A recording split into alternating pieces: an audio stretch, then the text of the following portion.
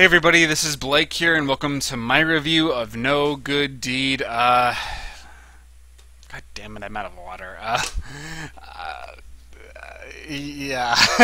um, on the way home from the theaters, I was very angry with myself, and I started getting very vocal with myself in regards to expressing my displeasure at how I purchased a ticket for this piece of shit, despite knowing that I'd probably hate it.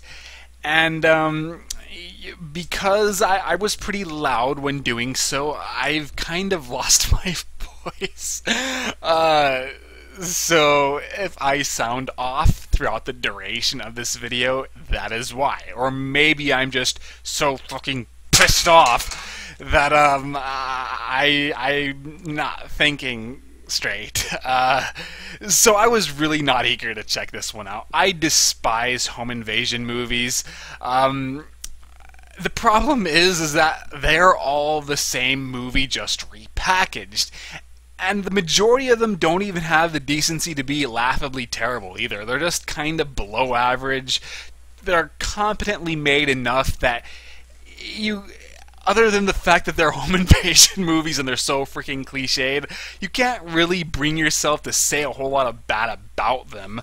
But they're not good either. They're just sort of there and you feel like you've wasted your time. Now with possession/haunting movies, those films suffer a lot of the same problems, but at least they have the decency to dress themselves differently. If you actually take whatever haunting movie to come out this past few months or even year, you could probably find one thing different about them that separates them from the rest of the pack, even though granted that's probably only there for marketing purposes. So The Possession, very formulaic movie. I hated it, but at least it had that Jewish demon box thing. That was kind of new. And Dark Skies, not much better, but at least that replaced the ghosts or demons with aliens, which is kind of new, even though the aliens don't do anything that ghosts don't already do in these movies. Mama had kind of a fantasy twist, and even though that only amounted to it showing bad CGI in place of nothing, it was a relatively familiar ghost story. But at least those have done something differently. Most home invasion movies don't even bother with that. The only question is, are we going to watch a home invasion thriller like this one, or Trespass with Nicolas Cage and Nicole Kidman, or Kidnapped, this I think is a Spanish movie I watched not too long ago, or is it going to be a home invasion horror like The Strangers, Them, a home invasion movie? I guess Inside would count too. Now at least the French have done much better with their home invasion flicks because those movies have an edginess to them. But they still all suffer from the exact same cliches. It's just a question of is one creepier than the other. But I never look forward to any home invasion flick, and I think it really says a lot when the high point of your genre is Funny Games, the only film that actually tried to do something different. And I hate that movie even more so than most home invasion flicks. Oh god, that and that stupid ass remake, which was just the exact same movie as the first one. Oh, talking about home invasion movies as sort of a berserk button for me. So how good is No Good Deed? This, for me, is probably the worst movie of the year. And it's not that it's noticeably terrible, it's just so...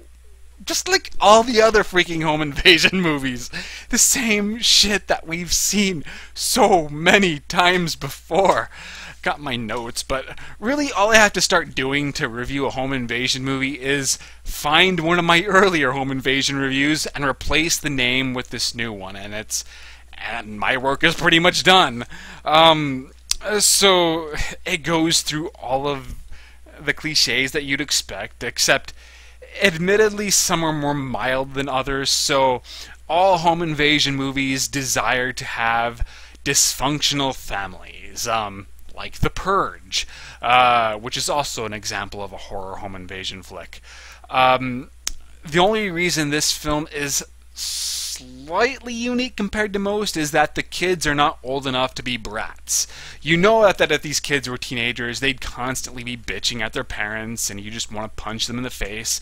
But no, these are really little kids, so they're not old enough to be that annoying yet. And really, they're just plot devices in this movie. But still, the dysfunction comes in the form of the relationship between the husband and wife. Their marriage is on the rocks, and most of their interactions are intended to be kind of intense and uncomfortable. So, same shit we've seen before. Although at least this movie does have the decency to not try to force some theme onto us about how this dysfunctional family must unite in order to repel this invading force. It never even tries to be any deeper than its surface level premise. But like all the various scenes happen, and like as soon as, for example, her best friend shows up, you're like, okay, well, she's dead. Yeah, I might be spoiling some of this shit. I don't care, because you should not watch this movie. So I hope I ruin it for you, because it deserves to be ruined. So you know that she's dead, and so once the main bad guy shows up at the protagonist's house, you're just waiting for this character to stumble upon this shit, and in which she will be killed. At one point, a cop gets involved, and even though the film is trying to build tension, will the cop figure out what's going on and save the day, or will the bad guy kill him? You know how that is going to end, because every time a cop stumbles onto this kind of story, they get killed, especially if it's in the middle of the freaking film. What other scenes did I write down? Oh yeah, you know that Idris Elba's character, I'm not sure if I'm pronouncing his name correctly, has never seen a movie in his life, because there's this one part where, the girl kind of escapes, and she's trying to get her kids, out of the house, and she looks out the window, and you're thinking, okay, well, she's going to try to climb down, and then the bad guy bursts through, and he looks and he sees like a tied bed sheet or something that's been put out there, so it looks like she's crawled out the window and escaped. We know she's probably just going to be in the closet or some shit like that, and of course I was right. Well, what else? Oh yeah, when she's fighting with him at the very end, it looks like she's defeated him, she's knocked him out, and the story's over. You're just like, okay, that's not going to happen. He's going to spring to life for one final scare before he's finished off once and for all. What else did I got? There's always those scenes too where the bad guy, gets alone with the kid, and you're thinking, oh, well, he's going to be doing something terrible to him, except that's not going to be the case. Instead, he's acting very friendly, even though the film is played up to emphasize how sinister that situation is, because you see, the gun in his back pocket, and he's, even though he's acting friendly, he's also very suspicious. But still, I've seen that scene done many times before. And pretty much the entire movie is like that. It has not a single original bone in its entire body. Now, people are claiming that the reason why this movie wasn't screened for critics was because it had this big final twist, and it didn't want that to get leaked. I won't say what the twist is, but it's not that impressive. I actually had already guessed it pretty early on, even though I didn't quite linger on it because the other cliches were constantly distracting me. It's like, why think that far ahead when you might as well just be guessing what's going to happen in the exact next scene? But it's a pretty tame final twist. That's another problem with this movie, is that you don't really feel like it has any real balls. It's a PG-13 thriller, so you know that it's probably going to end very happily. It's playing it safe. The characters who die are the expendable characters. It's not like, let's say, Saw, or The Sixth Sense, where yeah, the twist is going to be something that audiences are going to be talking about for quite some time. It's not that impressive. But you know what? The last movie I watched in the theaters and complained about was The November Man, and I also complained about how that movie was very by the numbers. It had a screenplay that was very phoned in, relying on cliches and conventions established by other writers without doing anything differently. But the difference is that at least the writers, they did a good job at making the characters believable. I never really felt that they were acting like morons in order to advance the story, or at least I didn't notice any severe plot holes. It was an uninspired script, but it wasn't necessarily a lazy script. No Good Deed, on the other hand, what really buried this movie for me was how stupid its main character was, despite the fact that this film is constantly trying to insist that she is a very strong, smart, and resourceful woman. Okay, so it's bad enough when she lets the guy into her house that late at night, especially as he's acting kind of suspicious, even from the very beginning. But it's like, okay, obviously, if she didn't let him in, then there'd be no movie,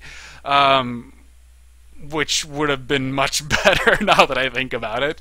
But then you start learning more about her. You know, it turns out she's a lawyer, but not only is she a lawyer, she's actually a former DA. And not only is she a former DA, she also was involved in the homicide division, and she primarily persecuted men who killed women. Oh, but the guy who she just let into her house is one of those kind of guys, and yet you'd think that she would have enough experience to notice all the warning signs that are coming with him. Apparently not. So I started laughing. I actually noticed the audience often laughed at the stupid things she did. So then she starts going into detail about how, guys who abuse women are usually dumb and weak, and you're like, oh, she's saying all this right in front of this guy who's just killed his fiance or ex-fiance, and it's just like, it's very cringe-inducing and forced, and the fact that the film is rubbing her intelligence, or her supposed intelligence, in our faces while she's constantly making the wrong decisions, because he only starts acting creepier and creepier as the movie progresses, and she seems to kind of notice it because she gets this somewhat concerned look on her face, but then she's like, gets this expression of, I'm sure it's nothing, I'm probably just looking too deeply into it. So she lets him into the house, lets him wander around wherever he wants. He does a few things that are just flat out inappropriate, but she seems oddly cool with it. So, goddamn. And then, she constantly, there are moments where she does overpower him, where she knocks him, over the head with something, or uses a fire extinguisher to knock him off down the stairs. And you're like, okay, well, this is showing that she does have a bite to her, that she isn't going to, go down, without some sort of fight. But what does she do? Well, you'd think that the reasonable thing to do was quickly get the gun, which you see him drop every time he gets knocked down. But not, she chooses to just run away into the next room, even though he's obviously established himself to be strong enough to just kick down a door. Although at one point, I don't even think she even bothered to lock a door. I could have sworn that he just opened it. But maybe I'm wrong there. But that just shows how dumb this movie. November Man, at least, it had average writing, but it never had any really bad moment where it totally stumbled over itself. No Good Deed is constantly stumbling over itself. And the whole bit when the friend dies too, she starts realizing that there's something off with this guy, but she starts saying, oh, I know there's something wrong with you. I know you're full of shit. And you know what? I'm going to go tell her. And she turns her back, and he's like, okay. this guy's like 3 times your size, and you're going to talk all this shit, and then turn your back to him. Oh, God damn it.